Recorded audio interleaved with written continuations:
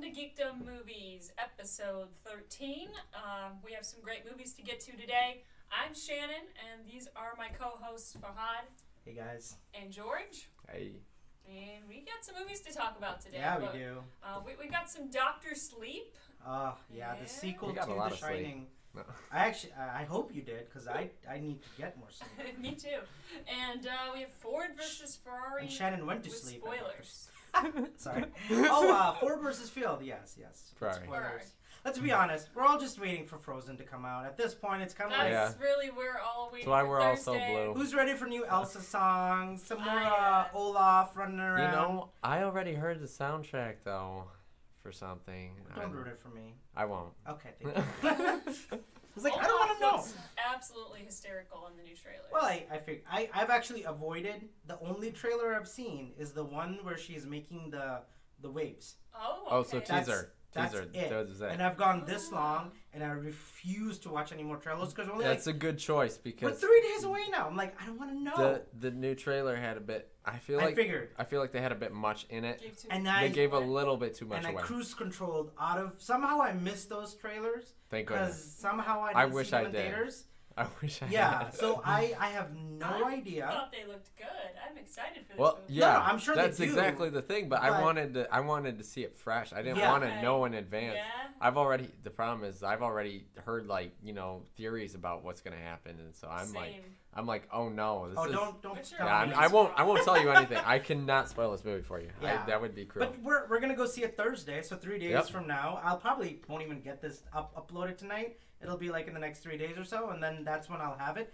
But I do think that this movie is gonna be just like Frozen 1 was the biggest animated movie besides I think the second biggest highest grossing animated Disney movie is Lion King. Yeah. I think this is gonna crush it. Like I think so.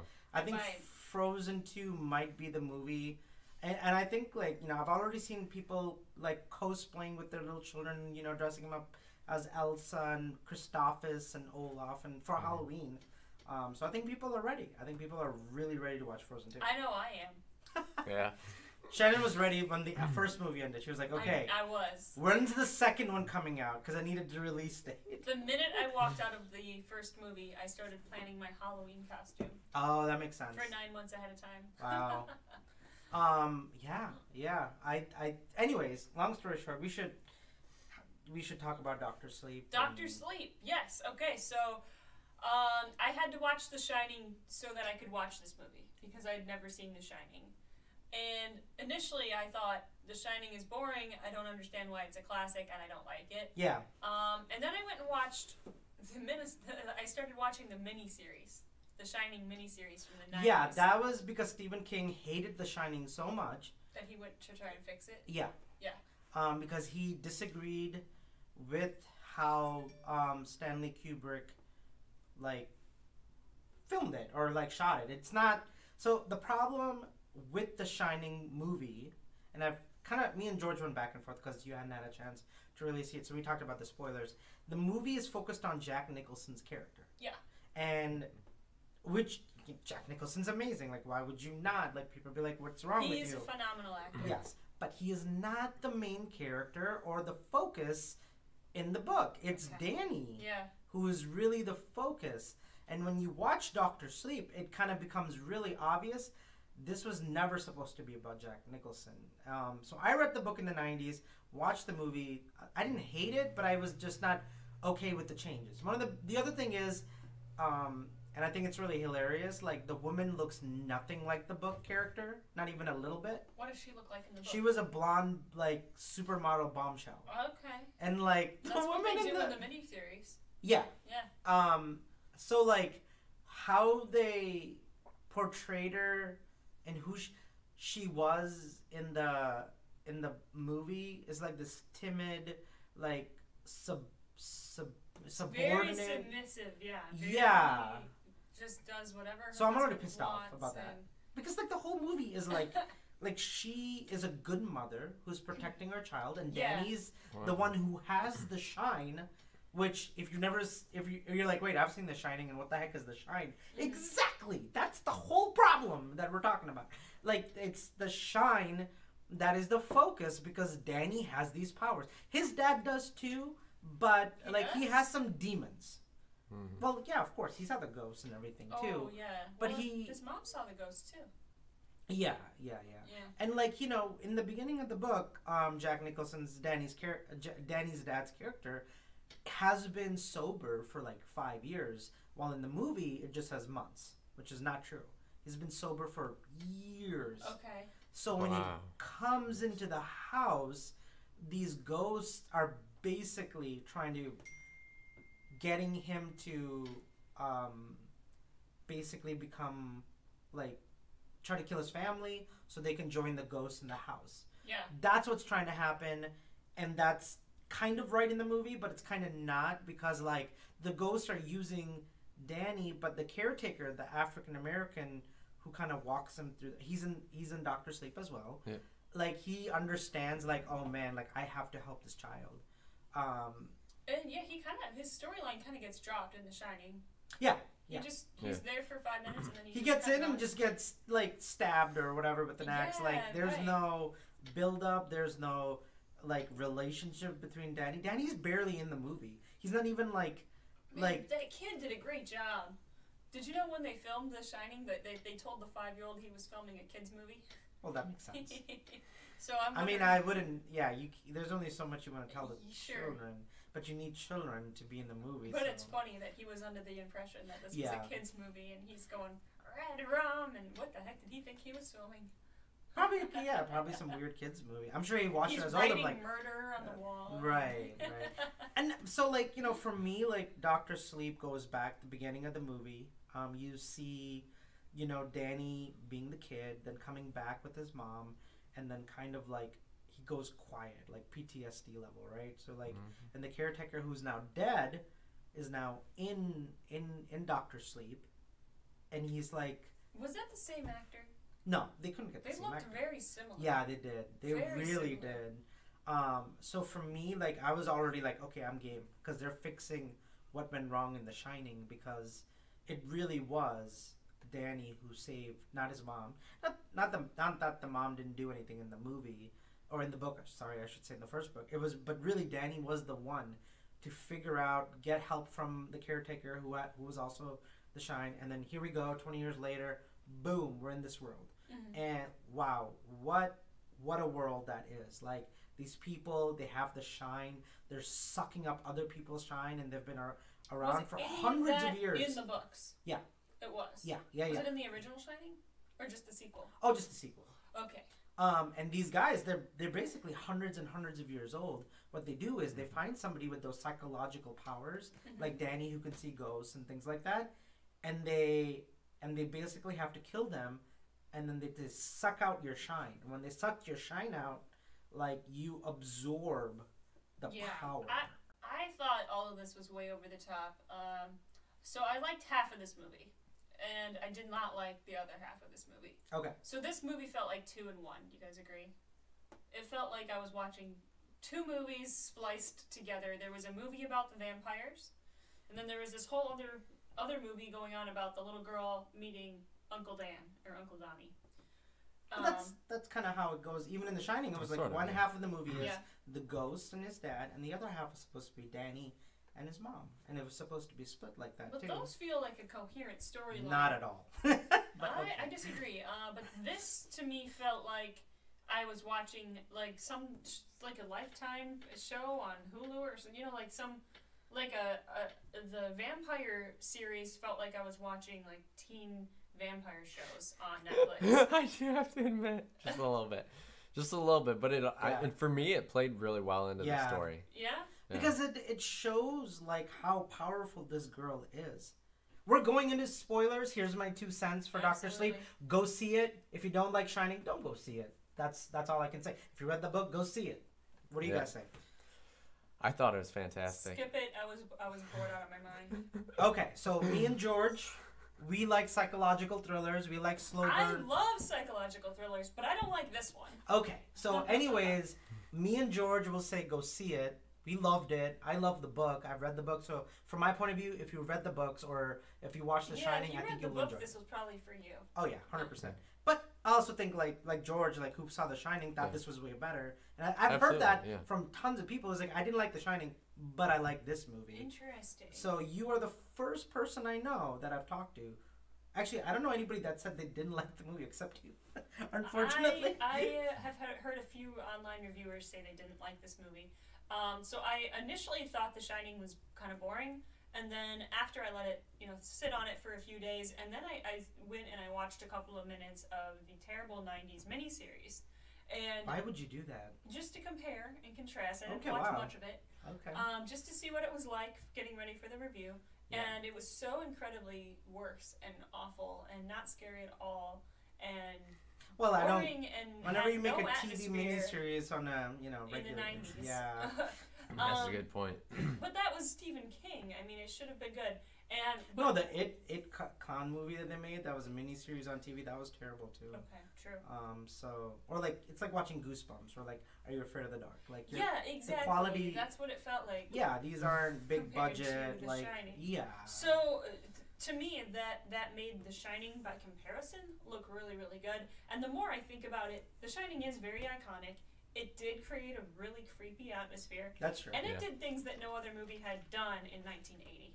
That is true. Watching it through the eyes of someone that's seen all the 2019's best work, The Shining's kind of slow and it drags, but watching it in 1980 was probably quite an experience. Oh, yeah, I agree. I agree with that. I do think that they did do a really good job of keeping the iconic things in the Shining movie still incorporated in the sequel. I know that some people were not okay with that because they wanted it to be like its own thing, and they did do its own thing, which is great. Okay. It really expanded. Like, you're not just in this hotel anymore. Like, this world is way bigger than just like the hotel and like these ghosts. It's something more unique and interesting, and it goes right back to Danny.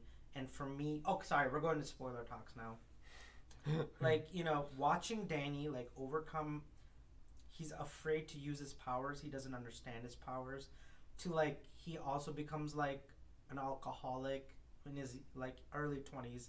Of course he goes to, he gets sobered up and he starts being this person who uses his powers to kind of comfort those who are kind of exiting and leaving into the next world, whatever that may be, from the book and the movie's point of view. Right. That stuff was so fascinating to me. I thought they did a really good job of like showing the depth and character development of that. I love this little girl. I think has a bright future. She is the little girl was so good in this movie. Very good. She was by far my favorite thing in this movie. Oh my gosh, like her scenes with the woman who's kind of like the charge of these people who kill and murder other people and like take their shine or whatever.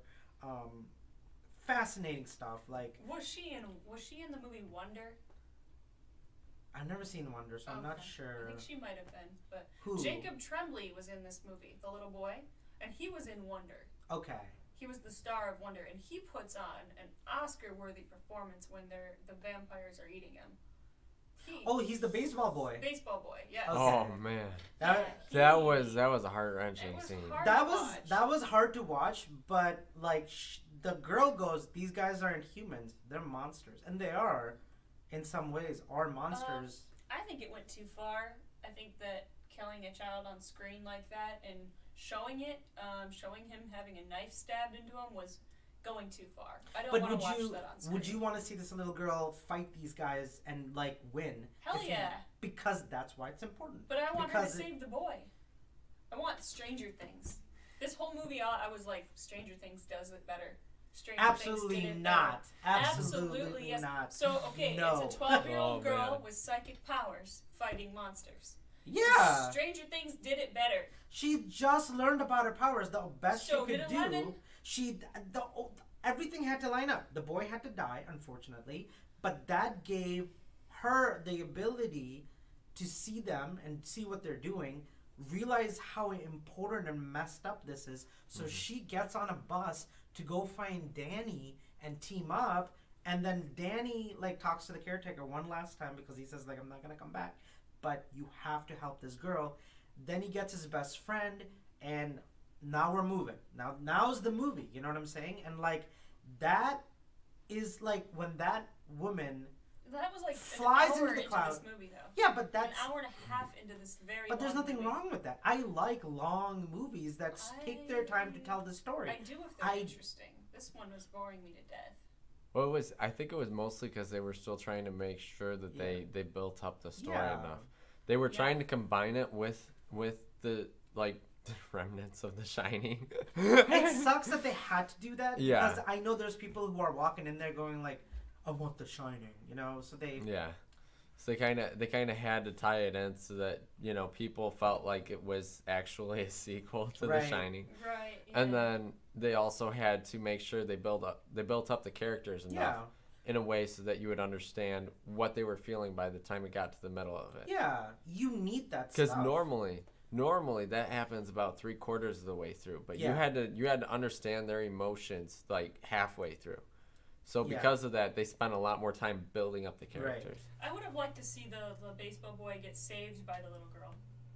I mean, in a way, you kind of did, but not. I know it's not what you wanted, but she kind of brought comfort to the parents and what happened. And, you know, these guys are monsters. They've been doing this for a very long time. This isn't their first murder of a child. This has been going on for years. I mean, there was the other little girl right at the start of it. Yeah, right. And so it's like, they had been doing that to kids for a really long time. The first and they were scene doing of the movie is that little girl died. They were doing it to kids because the kids were the ones with the strongest shine. And having the girl who steps up and be like, I'm gonna kill all of you guys. Yeah. Is the like when she like I was saying, when she flies into the clouds to find the girl. That was the best part of this movie. Oh my gosh, I was like, hell yeah! Like I was like, it was like that's awesome. Goes into the upside down. Yeah, and then she traps him and starts going through her files in her head. That was so awesome. That was the best part of this whole movie. But that needed the build up. You can't just have that. I think they could have gotten there about an hour faster. I see. That's the thing. I believe the only reason a movie should be short if it's a kids movie, animated, Pixar, Disney, hour and 20 minutes. If it's an adult themed movie, PG-13 or rated R, you need 2 hours plus. I disagree. Because I can't get into. I'm like, by the time there's no character development. That's my biggest thing. Like when you watch movies without character development, it just suffocates the movie. Like I feel like that was actually a big thing in Ford vs. Ferrari as well. Yeah, 2 hours and 30 minutes. They spent a lot of time working on the characters too. Yeah, you have to. That one earned it. Yeah. That one was good. We'll talk about that one next. So for me, I would say I think this is bumped. I'm going to see it again, but I think it's in my top 3 movies this year. Right now. This movie might have been better if it was like a Netflix special, like an 8-part special, where you could sit down and watch it in installments. Yeah. There were so many characters that just went nowhere. And I feel like they had more story to tell. I mean, it's about Danny and the girl. Yeah. And everybody else is... They honestly probably could have made it a series, but I think that it would have been better. It was like a situation of they were trying to once again they were trying to fit a book inside a movie. Yeah. Which is I didn't like it. I didn't like it chapter 1. I didn't like it chapter 2. I liked it better than this. But to me this is probably the best Stephen King novel adaptation I've ever seen. Like to me these movies don't really do a good job of adapting these books, but this is the first book that was adapted really well. Okay, fair enough. You know, and the fact that they took the mistakes of Shining away and erased it, because I really don't like that movie at all. Like I went in already expecting this to be like butchered by the directors in Hollywood, just like the way they did with Shining. Because if you read the book, it's nothing like the movie. And I thought this was going to happen with this movie. And the fact that they were able to bring such a, no, this is Danny. This is who Danny was. This is his power. This is what a shining is. They're shining. It's a shine. These are these people now who will also have the shine. But they've manipulated it and killed people to keep living long as they can. And the fact that we get those characters and they actually have character development for those murderers and that evil woman was way more credit than this movie deserves. They didn't have to do that. They could have been 2-dimensional characters about these people who live in the woods murdering kids. But you actually got to see, like, the movie theater scene where she's sitting in the theater and she, like, shines on him and, like, controls him. And then, like, you see them capture her and join. They never explained why she was drinking his blood. Oh, she's just gothic, like a goth lady. She's just messing up. That was weird. Yeah, well, I think it was a situation of where basically she had been taken advantage of when she was smaller, and so basically now she was using her power to control men. Yeah, to control pedophiles. To be honest, because they were. Was that guy a pedophile? Yeah. He was? Yeah, that's who she was targeting. I didn't see because that. Because she's told them when online or whatever she was 15 years old. Oh, yeah, that's right. She said it. He's like, you look younger in your picture. She's like, well, you look younger in yours too, or something. It was kind of fun. That's right. Okay, I totally missed that. Yeah. But it's funny, like when she gets captured and they shine her character completely changes. She's trying to stop pedophiles to now she's murdering a child. Yeah. Isn't that interesting? Yeah. That you got to see that, what that does. Right. Yeah. You needed that stuff to be they were human, and now they're not. Okay. Yeah. And and you got to see Danny put those ghosts in the coffin, and he opens them up, and they attack her. So good. Oh my gosh. That was so freaking. The fact that they actually kind of came out. That was wow. Yeah, they just there's you have no idea where you're standing. Yeah. You have no idea what I mean even when he walks in and the lights just start turning on into the hotel. That was good. Yeah. That was. I mean that stuff I'll give you credit when it's slow burn, but it has to lead to something. It can't just be slow and no payoff. This movie does have a payoff at the end of the day, because you do get to see this girl take them all on. You know what I'm saying? When she walks through that girl, it's like she's and she just walks through her like a little girl. Yeah, that was right. Yeah. All that stuff is really important, but to get there, you gotta have a good setup. So that's why I think this movie deserves its runtime, because it is doing I'm watching this movie and I'm shocked how good of a job they're doing. To see him be this drug, alcohol, whatever person who is just homeless, and then go into this place where he wants to control this addiction and become somebody, and then becomes Dr. Sleep, and he's healed, and then become powerful himself. All that stuff was really good character stuff that you needed to see. You don't really see that in the first movie. I'll give them this. They did not just rehash the first movie. Absolutely not. They didn't even come close to doing that. So that was good.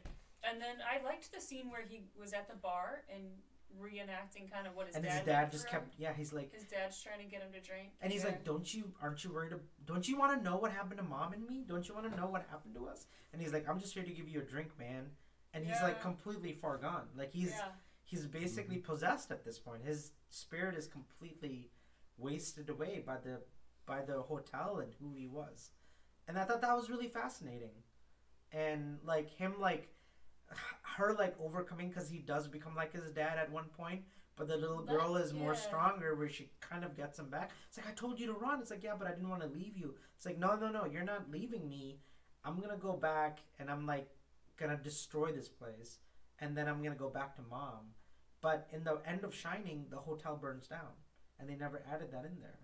Oh, it does? Yeah, because Danny does the boiler room. Oh, yeah, that was in the miniseries.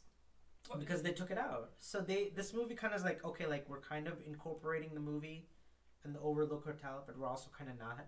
But it finishes off with Danny doing the thing that he did in The Shining that he was supposed to do. It down? He burns it down, and he disappears, as in he did die when he burned down the boiler room in this movie. Okay. But he's still connected with the girl and keeps visiting her, just like the caretaker did. You know what I'm saying? Because he's not gone. He's still there. Meaning, just like the caretaker, even though Jack Nicholson's Danny's dad killed him, you're still you, as long as you haven't let yourself go and become this other thing. Just like the Shines had to die. They weren't human anymore. They're basically going to hell, because they're not human anymore. They sold their soul literally to the devil. You know what I mean? So when they die, they're dying as monsters. When Danny's dad dies, he's not human anymore. He has become something else. But who doesn't become something else?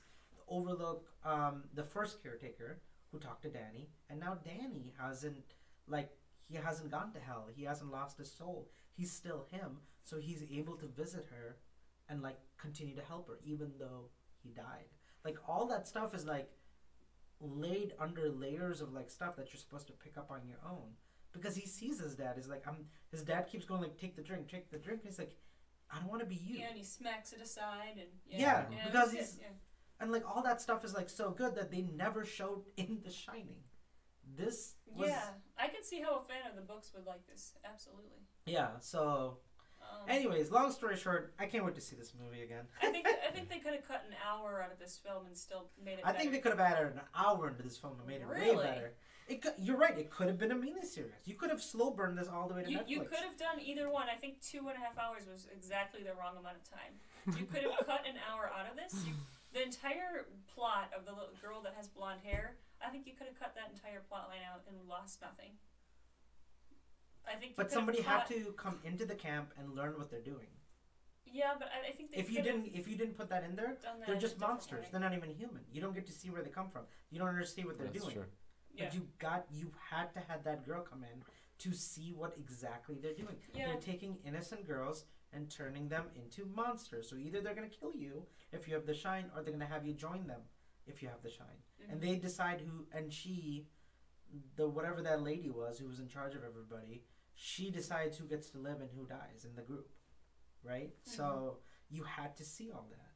And you had to see that these people aren't good. Did you notice that she had a bunch of canisters that she used on herself, but she wouldn't use them on Grandpa Flick? She only did that because she was saving it for the group. But she wouldn't use it on Grandpa Flick or whatever his name was. No, she did. No, he was too far. He was too far gone? Yeah. Okay. Oh, was he? Yeah. Interesting.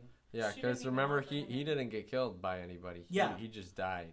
The only reason she opened all the canisters in the end is because she was super pissed that all of her friends were dead, and this little girl and Danny like took them all out. So she at that point she just wanted revenge. She wasn't trying to save anything for anybody. She wasn't trying to make a new group. She just wanted to kill this little girl. Mm-hmm. And like, even though she was opening the canisters, Danny was like, the stupid things you could do is like take all the shine and walk into this hotel because they're not gonna attack you. They're gonna see her and they're like, wow, look at you with all this shine on you. Like they went for her hard. They did. Oh, and then once they ate her, they looked at Danny and like her, but like first they went for her first. And that was really smart for Danny to figure out. It's like, this woman, if she comes for us, she's gonna come with she's gonna take all of it and she's gonna bring it into the Overlook Hotel, and she's not, because like Danny's like, you have no idea where you're standing. Like, I'm in some hotel. What's the big deal? It's like, no, you're not just in any hotel. You're in like Overlook Hotel. It's like, oh yeah, I remember. And then it was too late. By the time she figured it out, all the ghosts like jumped her, and it was already too late. She just couldn't. And I thought that was really well done. But like, if I have one problem, I wish Danny hadn't died. That's my only thing. I know, I agree. I would have much rather that was really sad. And I didn't want the little girl's dad to die either. That was pretty rough. There was no reason for that. I mean, there was a reason, but it's not a. But it was a dark, like it made it a very dark. Yeah. There were 3 dark deaths of good people in this movie. But that's what you're signing up for. Well, even The Shining, it was not a kids movie, but nobody actually gets hurt in The Shining. The caretaker literally got an axe through his chest. Okay, the twin girls. You know what happened to them? No. Like, do you remember? No. They got murdered by their dad, like in a really horrific way. Oh, that you mean before the movie? Before the movie started, yeah. Yeah, like I mean, these aren't. Okay, so the caretaker's a side character and he gets murdered, but like our 3 main characters that are in a majority of the film, there's the suspense and the threat of being hurt, but none of them actually really get powerful. The Danny and his mom never really get hurt. In The Shining? Yeah. Because of Danny. But they never explained that in The Shining because they didn't explain it. No. Because like even though his dad was losing his mind, Danny had his powers, who knew where the murder was coming from, and he knew what they were doing. Right. He was aware, but he was still too young to really figure it out. But put some pieces together on his own to like get his mom out of there, because they should have died. But because of Danny and the caretaker coming back and having that relationship telepathically, which like you get one scene in The Shining in the beginning where he's like they're talking telepathically, but like and then they just kind of dropped that plot and they cut it out. Yeah. And I was like, that doesn't explain what this. It didn't explain anything. No, it did not. So for me, like having Danny back on the forefront and kind of like really going back to The Shining and having that relationship build up, where we're sitting on the bench and like caretaker's telling him like, hey, like these powers and what they do, or what the shine is, and like all that stuff, and then like he can't talk because he's so freaked out. He goes into the bathroom, right? Yeah. With the old lady, and then the little girl goes into the room. Yeah. The old lady. They showed that old lady so many times. Kind of a big deal. She was the most powerful in the Overlook Hotel. She is by far. She was the most powerful one? Room 237. Yeah. Yep. Oh, that's right. 237. They showed her a lot in this movie, though. It's more suspenseful when you don't show it. Because when he walks into the bathroom and locks the door, he's locking her in the coffin. Oh. Because he's becoming more powerful than her. Yeah. And when it goes to the end of the movie with the little girl, she sees her and she locks the bathroom door. It's to show like they have now become more powerful than the ghosts. And they're not scared of it. Yeah. And they're not scared, and they can take them and like lock them. Just like the caretaker says, like he goes like, I was like, oh, like I know we throw them in the coffin, but what happens to them? And the character's like, do you really want to know? And he's like, okay, you're right. And I then don't. At the end, he was like, they're not angry, they're starving. Yeah, that's great. And like she walked in with all the shine because she opened all the canisters. I was dying. That was pretty good. Cause like they jumped her so hard, like oh my gosh, they were just like eating her up. It's like if you're Superman and you walk in like holding a kryptonite in your hand, you're like literally telling the people you're fighting, here, stab me with this, I'll die. That's basically what she did. Yeah. Like if we're putting like more. Anyways, long story short, I would say for me, I haven't seen a good psychological thriller like with a little bit of spiritual like scary stuff in a very very long time, and I sighed because it was popular. The first movie was okay. I don't even think I even liked the second one. I think we both kind of were like iffy about it when we came out of the theater. The second one? Which one? It Chapter 2. Oh, it. Yeah. It was just so long and it dragged. It did kind of drag. They literally played the same movie again. Basically, like they did exactly the same stuff as older. The first one was better. So for me, there were some fun. The only thing I did like about this was the fact that they were grown ups still having child humor. I freaking loved that part of it. That part was great. Yeah, that was funny, but the rest of it, not so much. The rest of it was it was so. But I was like, they literally had to go right back underground in this house, fight the stupid clowning, and it's like, oh my gosh, you're just. Literally repeating the first movie. One of the other funny things though was when they tried to pick which door. That was another one of the really funny scenes. Yeah. But yeah, there was like there was what did it say, like scary, very scary, terrifying or something? Oh, not scary at all. Not scary at all. And the not scary at all was always like the worst. They're like, we're not doing that this time. They go to like No, they were like, oh, he's trying to trick. No, the first time they were like, he's trying to trick us. So they went to the very scary. Yeah. And it was like a waist down of some kid that was just running around without a top. So then they're like, we're gonna go into the not scary. So they go over there and it's a little chihuahua and they're like, oh. And then it turns into a monster and they're like, we start running. That part was funny. No, I'll give it Chapter 1. It was good. It Chapter 2 was just so disappointing. But like for me, it's like The Shining was really disappointing, but this was really good at the same time. So I would say, I mean like you didn't read the book, but you love this movie, right? Yeah. Don't go into this with no prior knowledge of the Shining books. Yeah, that would not be good. Absolutely lost. I think if you've read the books, I think you won't be lost. That's what I said. Yeah. Don't go into this blind. Either read the books or see one of the movies or both. But if you go into this movie without knowing about The Shining, you're going to be completely lost. That is true. Yeah. That is true because you're like, what is this shine? Because they don't even explain it. It starts off right at the very start with strange things happening. And you got to know at that point. I think you have to at least watch The Shining or read the book Shining before walking into this. I'll give you that. Absolutely. But at the same time, I don't think like I've heard people who've never seen The Shining walked into this movie and they didn't even know because the trailers aren't really showing it. Really didn't make it clear. Yeah, and they liked it. Really? Yeah, they're like, oh, I want to watch The Shining now. So. Okay. Well, they're going to be sadly disappointed. They might. Yeah, like they're not going to be like, wait, what? It's not going to be what they're expecting. No, not at all. No. I do think the best book that Stephen King has ever written, besides the Gunslinger series. Gosh, what's the Gunslinger series called? The fantasy, like, Lord of the Rings. Chronicles of Narnia. It's called The Gunslinger. He made like a fantasy books. Really highly rated, really good books. I think besides that, I think The Shining and Doctor Sleep are his best work by far. I think there's a reason why, even though if they change things around, The Shining is still very iconic.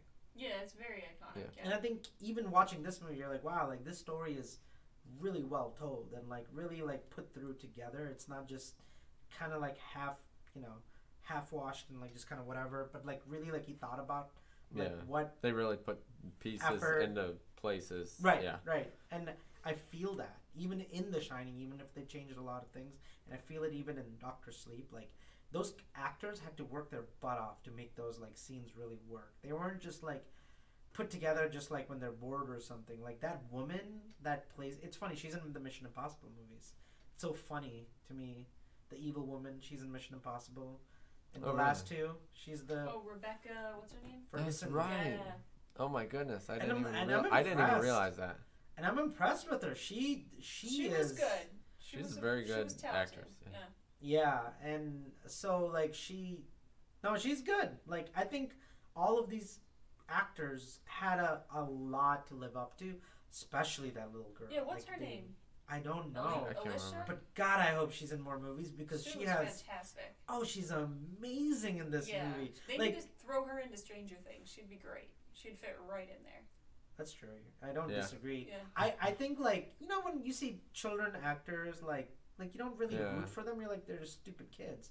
But like watching this girl go to toe with this like she was great. Yeah. Yeah, like she held her ground against like two of the best actors like. What's his name? What's his name? The actor who plays Obi-Wan Kenobi in Star Wars. Ewan McGregor, and like even Rebecca Ferguson, who's like one of the most talented like theatrical. Like she went to like one of the top-notch like theater like acting whatever schools in England. So like she like these actors are like really high up, and for a little girl to walk into a room with these two actors and hold their own, it's like I was floored.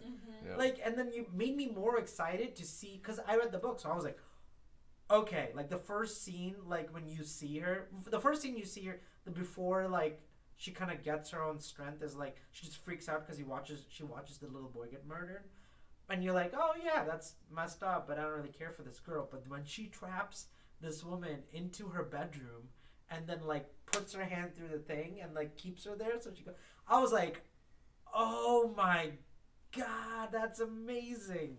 Gosh, how long have we been talking about this movie for? Should we stop? Yeah, so let's move on. Before we get into Ford versus Ferrari spoilers, I think George had something to say about Midway. He's the only one of us that saw it. Yeah, we're just gonna pick your brain like the little girl did. Spoiler for you, George, or non-spoiler? We could just do spoiler, I think, because honestly, non-spoiler is history. So something literally. Nazis, something World War II, something planes. Yes, this movie was about the operation in the Pacific Theater of the U.S. and basically what we were left with after Pearl Harbor and how we had to turn it around. We were really, really outnumbered by the Japanese, and this shows. Yeah, because they destroyed our entire ports in Hawaii, right? Yep. And that's where all our planes almost were. Our entire fleet was over there. Yeah. And they just blew us out of the water, literally. And it was like they in one of the scenes in this movie, one of the, I don't remember who exactly it was, but one of the top generals, he tells General Nimitz, who basically ended up being in charge of all the operations after Pearl Harbor for the Navy out there. He's like I do not envy you. You know, like you literally will have like the hardest job ever to try to stop them. Guys. Yes. I think that's why we had to drop the atomic bomb on Japan. That was the only way to win. And it was the only way to get German and Russia's attention that, like, we're going to use these bombs if you don't stop. So I think that's just me learning about history. I don't know where this movie goes. But I do know, like, when we didn't have a fleet anymore and we had to, like, retaliate against Japan, we had to use our only line of defense, and it was like, oh my gosh, we have to drop these bombs. Hiroshima and what's the other city? I can't remember. I said that. High school, Mr. Shelby's class is hitting me right now. I'm like, what the heck? But like, you know, we didn't have a fleet, and we did try. I don't know. So history-wise, this is what I remember. So let me know if this lines up with the movie. Our fleet is gone. We send these secret. Hiroshima is the first one. I forgot the second. Yeah. So we send these super plane, like super fleet guys. Like we're small, not a lot. There was probably like a few hundred of them that flew these planes and flew over Japan and dropped little bombs here and there on their little military bases. Yeah. And that didn't really do the job that we wanted. And then of course, then like that was Doolittle's Raiders. Now they actually show Doolittle's Raiders in this because it's all part of like they actually had to. So Doolittle's Raiders, they were actually Army airplane pilots. So the fact that they were on an aircraft carrier was like completely strange. Really? Yeah, they were Army pilots launching off an aircraft carrier with Army bombers. Which is crazy. I mean, like they were the best pilots basically that the Army had to offer, and so it was almost like they were mostly doing it just to, I wouldn't say motivation, but almost like just because like the U.S. was like so screwed in that area. Yeah. That they had to do something to show that they could actually hit Japan back, and it was something that had to kind of like break Japan's confidence as well, because Japan had like extremely high confidence going into it. Oh, yeah. I mean, they for good reason, you know. I mean, they were better in everything. If you look at it from Germany, Japan, and I guess even Russia's point of view, they were far ahead of us. Absolutely. I mean, British was almost gone by the German army, and the Allied forces were down to like minuscule. And America still hadn't had time to figure out whether they were going to join World War II or not. And you had Winston Churchill begging. Winston Churchill was literally begging Roosevelt to like, please help us. If anything, if Japan hadn't entered and bombed us at Pearl Harbor, Germany probably would have won. It backfired tremendously because when Japan destroyed Pearl Harbor, we just went all out. We just went all out. Like we were D-Day was like it's like so like we're like every guy in America, this will never happen again. Every man from like Tom Hanks, if you've seen Saving Private Ryan, school teachers and like scientists and farmers and young boys all were like, yeah, let's join the army. Let's go fight. That'll never, ever, ever, ever, ever, ever happen again. So true. We hope it doesn't have to. Well, yeah. What I'm saying is, like, people aren't going to be willing, like, oh, yeah, I'm going to put my life on the line to fight. Like, that's not something where people enthusiastic, you know, like Captain America, like, when you watch the first one, is like, I want to fight, but, like, you're too skinny and short. No, I want to fight, you know? Like, that mentality was real. And it has only existed once in America, and that was literally World War II. So when they bombed us, like you said, people were willing to sign up and like go defend, like show the world like who we were and why. And like we went to Japan, we went against Germany, and here we are today. You know, like the victories of that. But I think, and we had the best pilots. I think, right? Even Britain at the time said like the best pilots were in our fleet, had the best planes. Or something like that. Yeah, we did have some really, really good planes. Now, the Germans also had some good planes as well, and they had some pretty amazing pilots too. Right. That's how they took over England and most of Europe. Yeah, the Japanese did not seem to have as many great pilots, but they had a few that were absolutely amazing. Yeah. They knew exactly where to hit, where our stuff was. They planned, and they were able to cross the ocean, giant fleets over the ocean without getting detected. Yeah, that alone is pretty amazing. That's strategy at another level. That can never happen again either, because right now, if some country sends like, we're gonna see like, what's that dark spot? What's all these ships? Like, oh, is that Russia or China trying to invade us? Yeah, like go send some drones and knock them out, you know? Well, this is actually one of the interesting things about the Battle of Midway is that the only reason why they even were able to catch the fleet for a bunch of these dive bombers was actually because they saw a destroyer that was left behind to drop depth charges at a submarine that had gotten into the fleet. Okay.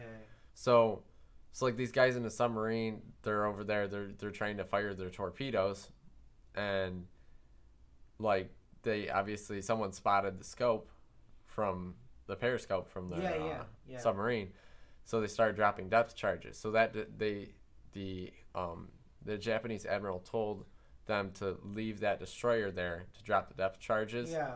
And then after he thought that that was enough depth charges, he started to go and try to catch back up to the fleet. Mm-hmm. Now because of that, this whole squadron of bombers, they couldn't find the Japanese fleet, and they were wondering where on earth they were. And they saw this lone destroyer, like just going hell-bent this one direction. And they're like, "What do you bet that thing's trying to catch up to the fleet?" So they followed it, and sure enough, there's the fleet.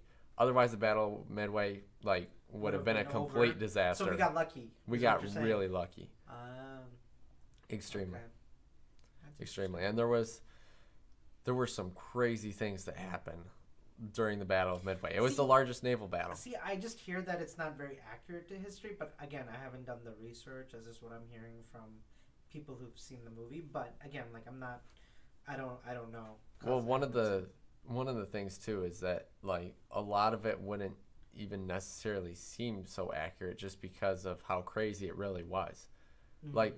The Battle of Midway was absolutely insane. Wow. And the fact that you had people doing things that thought weren't able to be done during that battle.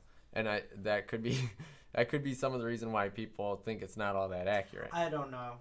I mean, for me, I only do the research after I see a movie, whether it's what it's like, I did mm-hmm. with Ford versus Ferrari, I did with Dr. Sleep,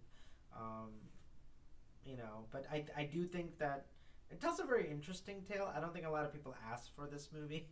I did for sure. Yeah, but I think there's a small group of people. This movie does not interest me at all. Yeah, I mean, I'm excited for 1921 because I read that book and it is, that's a good book. Okay, so George, what would you say? 1 out of 10, 5 stars? 10. No. 5 stars, yeah. But that's because this was literally almost a dream come true kind of movie. Okay. Where I wanted them to make a movie about this, and I wanted them to have made a movie about this for about 10 years. Yeah. Wow. So yeah, for me it was like a dream come true watching this. But for most people, I don't know. Yeah, I think it's like Dunkirk. I saw it, but it wasn't it just doesn't interest a lot of people. That one wasn't that interesting. But in England, that movie was huge. Dunkirk was all my British friends loved that movie. Yeah, which is understandable. Sure. It's their Saving Private Ryan. Right. So yeah. Strange it would be about a retreat though at the same time. Yeah. So you say 5 out of 5? 10 out of 10? Is there anything you did not like about it? I'm trying to think. I'm sure there were things none of them just come to mind. Okay, sweet. But well, George, if you're interested in this story, I think you'd enjoy it. Is what George is from. Yes. I am not. I don't think Shannon is, so we can't really say. But we're glad you got to see it. And I guess we can move on to Ford versus Ferrari. So speaking of history movies, this one was great. So, what did you guys think of Ford versus Ferrari? Well, we did do a exit theater review, which you guys can check out as well.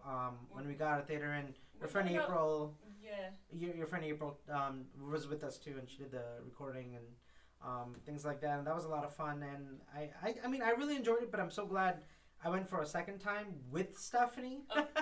So she made his wife. Yeah, she was just in my ear. I was like, oh, they do this, and they do. Oh, I work for Ford. Ford does this. Oh my gosh, I can't believe they got that right. I can't wait for my brother to see this because he works for Ford. Oh really? Yes. She's like, oh my gosh, she was eating it up. She was all about this movie. I think my wife Stephanie, I think this might be her favorite movie. She loved every second of it. So for me, who's not even a fan or understand this story that well, and I liked it, she loved it. And she said they do that. They do take things that should be that should make sense. For example, Ken Miles is like the best driver and should be behind that seat, and he is the one who was creating the car to beat Ferrari. Yeah. But then you have these like political marketing people who are just sabotaging like Ford itself when they're Ford, and they don't even understand. That's true. They're doing it because their mind is so like they're like, oh, we're marketing. Well, he doesn't look like he doesn't look like a superstar. He's hard to control. It's like, are you trying to win this race? Because if you're trying to win this race, that has nothing to do with this. But they don't understand that. That language is like dead to them. Like even when the guy was like, Ken Miles should win, it's like, wouldn't it be great all 3 Ford cars came through the cross line like together? It's like, are you kidding me? Who came up with that idea? Since when? Marketing. Since when do you have a race where all 3 of them make it at the same time? I'm sorry, that's not right. I am in marketing, so I can sympathize with that. But at the same time, watching this movie after 2 hours of trying to win this freaking race, I was like, screw marketing, win that race, and leave everyone else in the dust. Yeah, like give Ken Miles and Shelby what they deserve. What they deserve, because because you're gonna have like the car that Ken Miles made. It's gonna be yours now. Ford can advertise this and sell it and say like we won the Le Mans, But they don't. They don't know how to think like that, which is really weird. So I don't know. But yeah. I know a lot of people said they didn't like the ending. I think you were talking about that earlier, right? Yep. Like, well, it was extremely sad. But yeah, it's true. It was history. I do think it could have just ended with them being like, okay, like this is what's happened with the race, and that would have been that. But I think that would have been disrespectful for Ken Miles, who wanted to come back and race, but he died in an accident, unfortunately. So it did have more of an emotional, like, impact. Yeah, at definitely. The ending. Yeah. So I like that ending. That's all I can really I would say. agree with you as well. Yeah. I would have to say that, like,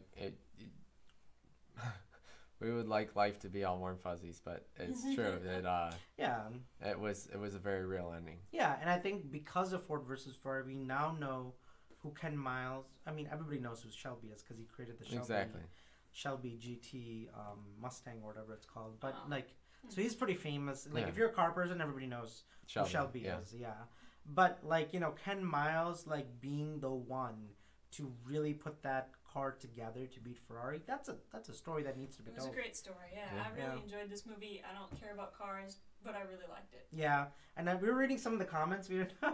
Yes, we had some really good comments on this one. Yeah, we did. So Shannon's car broke down, so I had to pick her up, and Shannon goes, a Ford. Yeah, that's true. And I was like, and like we were just driving, and I was like, oh, did we get any comments on the Ford versus Ferrari review? And then we were like, I don't know, check. And so I'm driving, and Shannon opens it up, and one of the comments was, the next should be Popeyes versus Chick-fil-A, Burger King versus McDonald's. Oh, yeah. What was the one you read, the Lego one or something like that? Something about like Hot Wheels begins. Yeah. Something. Dawn of the Hot Wheels. Dawn of the Hot Wheels. Yeah. I mean that's you guys were having fun in the comment section. Let me thank you for commenting and liking. We do read them all. We like them. So absolutely. And you guys have been really blowing up, talking about our channel, our new setup. They've just been. We pretty much doubled in subscribers since our last video. Yeah, so that's great news. So it's obvious you guys are telling your friends and enjoying our movie reviews and movie talk and movie news and all that fun stuff at our website here at GeekdomMOVIES. So yeah, absolutely, keep on coming. We will keep we do listen to suggestions. This setup right here was because of one of you guys who suggested it. Yes. And we listened, and look how we love this setup. We do. Right We're working on getting rid of this microphone out of the shot, but we George really do love these setups. Well, I think it looks fine, but I think George said he was gonna try to put like a holder here, so just like the microphone is like in the middle of us, which could be cool, So, anyways, I do have a lot of movie news for us tonight. Sweet. Yeah. Final thoughts on Ford versus Field. I think it's gonna get nominated for Best Picture. Yeah. Most likely. I don't think it's gonna win, but I see it getting nominated for a lot of Academy Awards. One of you guys suggested we need to shoot the Oscars live. So we should do that, absolutely. Yeah. So I was gonna think about having you guys all over, and we'll do Oscar clothes, like we'll dress up like in our suits and stuff, and then what I'll do is I'll print out all of the Academy Awards, because I think it's in February, the end of January, and like we'll all like write down the list of people that think we're gonna win. Okay. And then you guys can watch that live with us because that will be our first big live broadcast that we're gonna try to do. I'm gonna shoot for us to do that live if we can. Because a lot of people have suggested that they can just jump in while we're shooting or talking, and we'll see how that goes. So look forward to that in January and maybe beginning of February. I don't even know when the Academy works. It's like around that time. I would Somewhere say around there. Something like that. Final thoughts: Ford versus Ferrari. Really good. Yeah. Stars. Really ratings. Great. If you're like a Detroit. See it on streaming. I would say if you're a history junkie, you need to see it in theaters. Yeah. I don't think there's a choice in that. But if you're like, no, I just want a funny action movie, then probably not for you. Not that this movie doesn't have some good action, because wow. And it's funny too. Yeah, it's funny too. But I don't think if you're like, well, I'm not into that, but I can wait for Frozen. Like Frozen, you're probably gonna love Frozen. It's good. Or like Star Wars. If you're looking for that type of movie and not history related, wait for Frozen. Wait for Star Wars. What else is coming out? I feel like Knives Out. Oh, that's gonna be a sweet one. That's gonna be another Thanksgiving. Are you gonna be here? No, sadly I don't think I will be. I'll have to see. Because I think it comes out like a few days earlier, so we could all go together and see it. That might work. We'll figure that out later. All right, movie talk news. I got some good news for us. So we got the big Batman versus Superman. They've been signing petitions for God knows how long, like 2 years. That reminds me, another one of our comments was like, the Oscars might come down to Batman versus Joker. Oh, yeah. Because it was going to be like Joaquin Phoenix as the Joker, versus Christian Bale as Ken Miles. No, Ken Miles. For, wow. Robert Pattinson's going to be Batman. Oh, Robert Pattinson. Oh, so 2 Batmans could be nominated. Wait, there are going to be 2 Batman movies out? No. There's just 2 different people who played Batman. So Christian Bale. Christian Bale. He plays Ken Miles, who played Batman. Okay. Yeah, and now Robert Pattinson could get nominated too. So maybe Batman versus Batman versus Joker. Right. That is going to be a good one. And I think at this point I can say the chances of Robert Downey Jr. getting nominated for Avengers Endgame for supporting actor as Tony Stark Iron Man is getting pretty high. Like Johnny Depp got nominated for Pirates of the Caribbean for God, what's his character's name? Well, that's his real name. Jack Sparrow. Because that was just something that the Academy was just like, wow, like that was, you made that your character your own. Yeah. I think right now Robert Downey Jr. definitely has a shoe-in of getting nominated for Iron Man. But who knows? We don't know. We'll see what happens because I think the Academy comes out in like December or something. Tom Holland will win any awards. He's been in so many good movies. Yeah, but he hasn't really done anything dramatic or like really impressive. Not for the Academy anyway. Sure. MTV Movie Awards, sure. Current War. No, Current War's not going to get any nominations. I can tell you that right now. You don't think so? Oh, you didn't even see it. No, because like I follow the okay. what's going on and what the Oscars are thinking, what the Academy's thinking. What about Judy? Renee Zellweger. I'll be shocked if she doesn't get nominated. She's definitely getting nominated. Yeah. And might even win. Honestly, you don't recognize Renee Zellweger. She was Judy Garland. I think Tom Hanks is gonna get nominated as Fred Rogers for. Yeah, I don't see that not going in his way. Mm-hmm. I see. Man, Frozen versus Toy Story 4. Who could win the Academy? Frozen. What else came out? It all depends on what happens when it comes out. Honestly, this has not been that good of a season for animation for me. I can't say on Frozen yet because I haven't seen it. Toy Story 4 was good, but I wasn't good. Toy Story 3 had me bawling my eyes out. You know what I'm saying? Yeah, same. Toy Story 4 didn't do it for me. Toy Story 4 didn't. I liked it. Yeah. I think it's a good movie. I love Toy Story 4 actually, but I think Toy Story 3 was more Academy level. Spider-Verse was so good. The moment I saw Spider-Verse, I'm like, well, that's gonna win at the Academy, and it did. But nothing has really hit. So I don't know. We'll see. Anyways, Batman versus Superman. That's what I was on Movie Talk. So Ben Affleck, who played Batman, Bruce Wayne in the Batman versus Superman Justice League movies, and Gal Gadot, who plays Wonder Woman, both signed the petition, released the Snyder Cut, and I think it's officially happening. They're going to release it because the plan for Batman versus Superman was like this whole concept for Justice League. If you have or haven't seen it, if you've been following it, whole point. Yeah, like kind of like Avengers had like a whole like plan World. that got butchered because they fired Zack Snyder at the time. The excuse was family, like because Zack Snyder, who's the director writer of Man of Steel, Batman vs Superman, Justice League, like his daughter committed suicide. So Warner Brothers said, hey, like, you know, you don't have to direct. You go be with your family. Go be, you know. Yeah. Which we now learned was an excuse to fire him. That was just an excuse they used to get him out of the way because they didn't like how Batman vs Superman was done and it was not received well and it didn't make Avengers money, so they were even more pissed. And then Joss Whedon, who's the director of Avengers 1 and 2, came in and directed Justice League. Just a very different movie. If you watched Man of Steel, Batman vs Superman, then you watched Justice League, it's not the final product. I liked Justice League. I am one of the defenders of it. I had a lot of fun watching that movie. I think, and I will say, Man of Steel is one of the best Superman movies I have ever seen.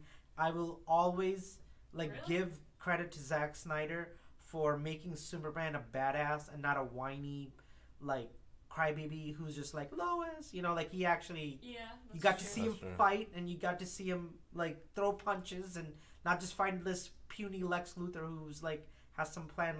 I love Man of Steel because, you know, great action, amazing, I love Man of Steel. I'm a defender of that movie till the day I die. I think it is the best interpretation of Superman we got. So, yes, Batman versus Superman was a huge letdown for me, but I would have rather they do Man of Steel 2 rather than Batman versus Superman. I think that would have been better. I think Zack Snyder even said his plan wasn't to do Batman versus Superman. It's when Avengers 1 came out, and this was after Man of Steel, they were like, oh, we want that Avengers money. What can we do? Oh, let's put Batman and Wonder Woman and blah, blah, blah, blah in there and Flash and all that stuff. But you could tell it was shoehorned. There was no plan. When you watch Thor 1, Captain America 1, and Iron Man 1, you saw them building it. It wasn't just something oh, we're just going to do this now. It was a huge setup. Well, Man of Steel looked like it was just a movie about Superman. It had nothing... Because, if you watch Man of Steel and go back, well, if Batman exists and Wonder Woman exists and Aquaman exists and all of these, mythical, people who are strong, well, why were you not helping Superman in Man of Steel? When, didn't Zod almost destroy the planet and take away all the resources?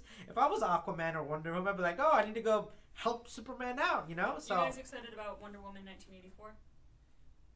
I still haven't even seen the first one. I loved Wonder Woman. It was great. It was great. Catch up and watch that first one. It's so good. So anyways, long story short, they want to release the Snyder Cut. And I think they're finally going to do it. Do I care? No. Do you care? No. So that's the news. If you care, be excited because it's going to be on the new HBO streaming service, HBO Max, coming in. Oh man, they're going to have to figure this out because we can't all pay for 8 streaming services. I don't think it's that difficult because I think what Disney Plus did, and let's move to the next storyline. Disney Plus, wow, 10 million subscribers in 24 hours. That's you guys insane. Literally, Disney Plus broke the internet. So many people signed up in one day and tried to watch Star Wars Mandalorian that Disney Plus crashed. I don't know if you were one of the few people who tried to go on Disney Plus and it was they couldn't keep up with the bandwidth. There hasn't been anything on Disney Plus that has compelled me to pay $6.99 yet. Shoot, Star Wars Mandalorian. I think that's the only thing holding it together, unless you have kids. I think with Loki coming out, I mean, they do have some really good stuff coming out. Me and Stephanie, my wife and I, we're loving the National Geographic stuff. I wanted to watch that. I haven't had a chance to watch it yet. They did the live streaming on Disney Plus to open the tomb of Christ and it was crazy, guys. You have to watch this. You can actually rewatch it. They opened the tomb where they think Jesus Christ was buried or whatever, and one sect of Christianity came in, and then another sect of Christianity came in, and they started punching each other because one group was like, "You can't. That is Jesus. That's sacred ground. You can't touch that." While another group was like, "No, Jesus is alive now, so it doesn't matter. But it's like, no, but it's holy. Don't touch it. Don't ruin it. And like, I bet it's it was so good. No, it's religion. I mean, come on, let's be honest. Well, yeah, that's true. They don't need any help being dramatic. Not at all. No, it was like, you know, they did it like a whole thing, and it was so cool. And the National Geographic stuff is really. They have what's his name? He was in Thor Ragnarok, but he played the bad guy who was like in charge of the planet. What's the actor's name? Oh my goodness, I can't remember. But he was absolutely hilarious. Somebody out there will probably watch it. It's like, that's his name. Yeah. Drop it in the comments. Yeah. Anyways, he has his own TV show. He did a whole episode about sneakers. It was so good. I loved it. Watch it. It's awesome. And the Walt Disney Imagination documentary. Like, really? Oh my gosh! Like me and Stephanie were glued for 2 hours. I'm literally just promoting Disney Plus to you. Like, I spent a whole day just on Disney Plus, and the list is amazing. I grew up with DuckTales, Darkwing Duck, Mighty Ducks, Gargoyles, the animated Spider-Man movie. It's all on it. You can watch them in remastered HD, like DuckTales, the original DuckTales. I watched like 3 episodes, like from my childhood. Because I didn't grow up with any of this stuff, so that's really I don't sad. have many things that I'm nostalgic They do about have Disney. tons of content. They do which have is great. tons. Every Disney movie, every Avengers movie, except for, I think Infinity War is still on Netflix. But once that is done, I think I might rewatch like Pocahontas, which I still say is very underrated. Yeah, I've never watched it. It's very good. It's very good. It's extremely good. When are they going to do a live action?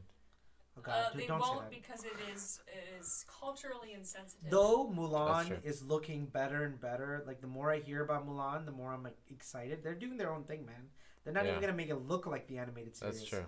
And that is the best place to go. Something I saw something actually was brought up that basically her jawline was completely different between when she was playing a guy versus when she was playing a girl. Mulan? Yeah, yes. In the animated? Yep. Yeah, that and it's makes literally sense. even on the poster. When you look at the poster, you'll see her face is rounded. Well, if she and went into the war straight. and she was losing weight and she was fighting and every day and not eating well, her jawline could change.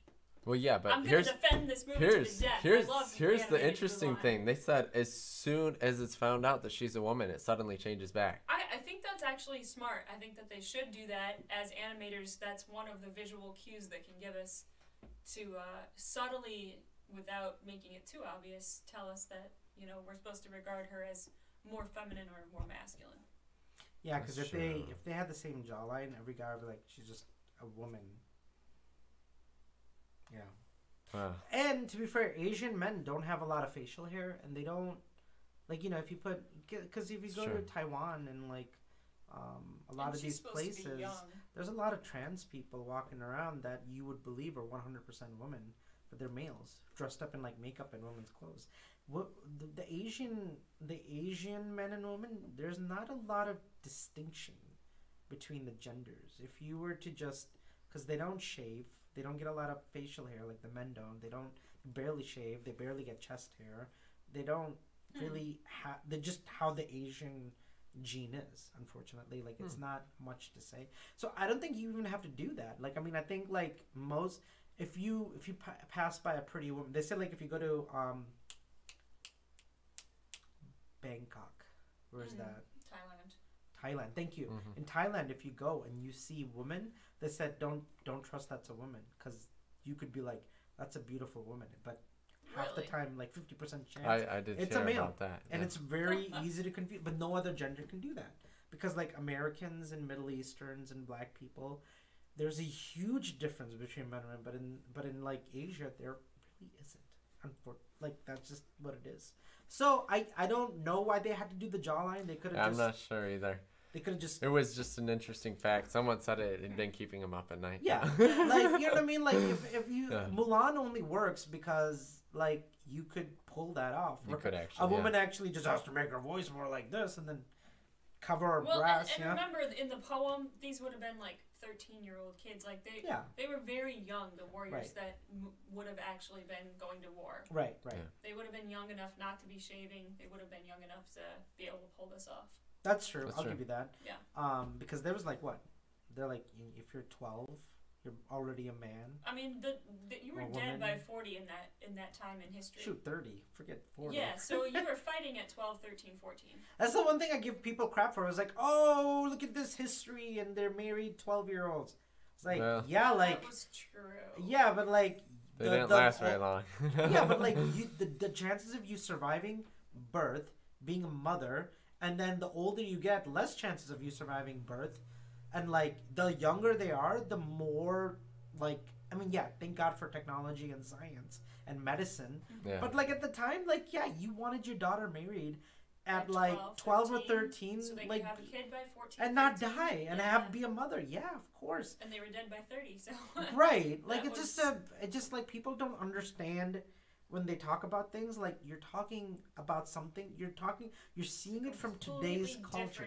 No, if I had a daughter, I would not be letting her marry a man when she's 12. Not now. But, like, 1,000 years ago, well, nobody's living past 40 anyway, so it's kind of like, you're 13, it's like, wow, you're middle age. Yeah, I mean, 13 was considered, you're a man now in Jewish culture. Yeah. Like, you're a man.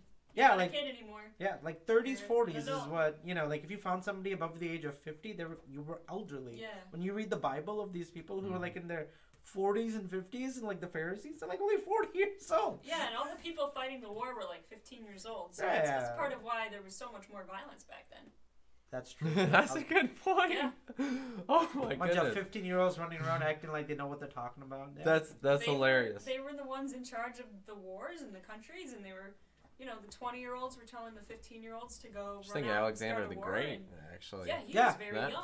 He was very young. Another great documentary that just popped up on Disney Plus, Alexander the Great documentary. Now, is that the one with, I'm trying to remember who the actor was for this.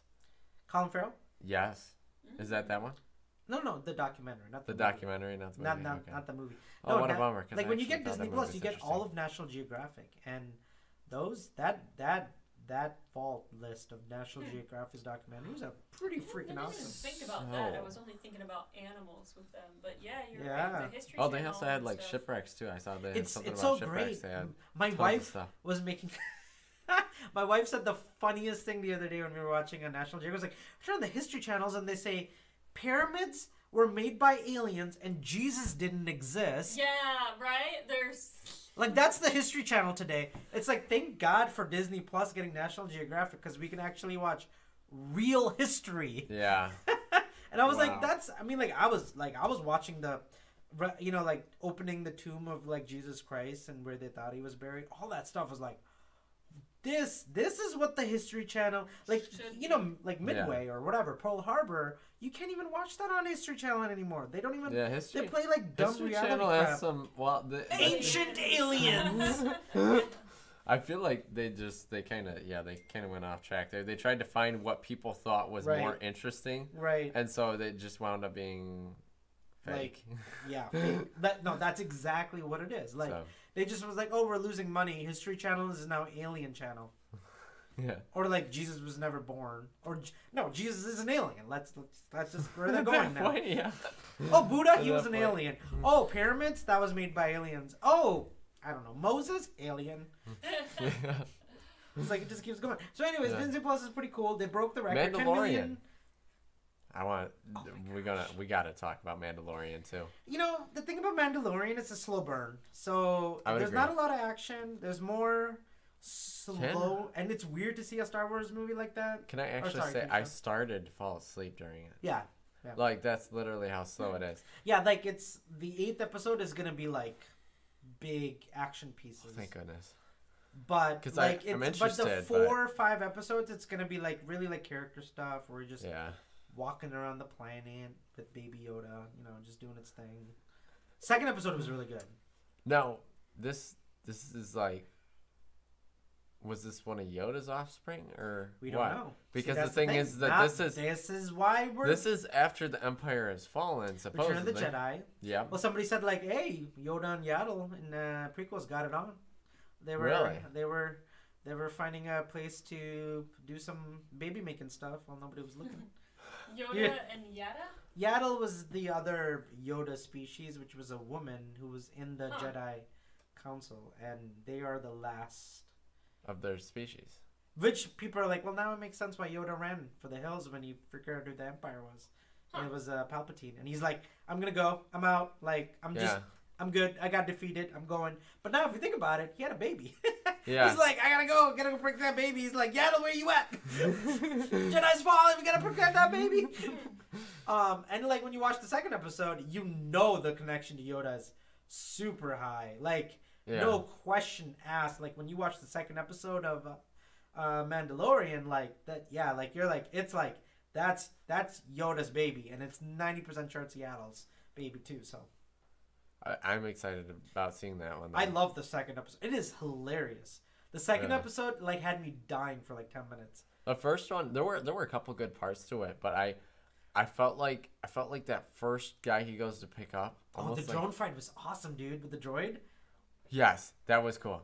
That was cool. No, I'm saying I the will first self-destruct. Do not self-destruct. That was hilarious. That was hilarious. It's like, oh, I gotta self-destruct. Oh, I gotta self-destruct. Do not self-destruct. Yeah. Man, that was absolutely hilarious. It's I mean, like, it's like 20 minutes long, 20, 30 minutes. They're not that long. They go by like that. That's true. You get a little bit of, like, information. You get a little bit of action. You get a little bit of story. And before you know it, it's over. So, yeah. All right, guys. So to wrap this up here, drop us down in the comment section. We want to know two things. We want to know what you're watching on Disney Plus or not watching. And we also want to know what your Oscar predictions are for the end of the year and award season predictions are. So drop them down in the comments. And yeah, we're getting to the end. What, we got like a month and a half of 2019 left? Yeah, we're getting close. Weird. It's crazy. Wasn't it just Halloween? Wasn't it just summer? What the heck is going on? Yeah, it was. It's going by fast. I know. Didn't we just see Endgame in theaters? So, guys, we need about 600 more subscribers to get to the point where we can monetize our channel on YouTube. So, share this video with 600 of your closest friends. Good luck. No, share it with one or two people. Share it on Facebook, Twitter, Instagram, Pinterest, whatever. I was gonna say, don't we have family and friends we could ask? Like, do you guys ask your friends or family to click subscribe? Yeah, we do. Yeah. They just don't do it? Yeah, they don't like us very much. No. Why? I'm kidding. No, share this video, like, subscribe, and be sure to visit the Patreon, which is going to be linked down below. And I'll have... Okay, you guys are gonna... yes, we will see Frozen 2 Thursday, non-spoiler review Thursday night. So if you want to go see Frozen, which I'm sure most of you guys will, we'll be together. George is gonna come to my place, pick me up, or I'm going to go with him, and then we're going to pick up Shannon. Then we're seeing it 7:30, and then we're going to do the review, like, right when we get out of the movie. So we'll do a non-spoiler review. We'll let you guys know if it's as good as Frozen. We'll let you guys know if it's worth going this weekend to go see it or if you should wait. So wait for that Thursday night live. And, yeah, we'll see you guys then. All right. Take care. Bye.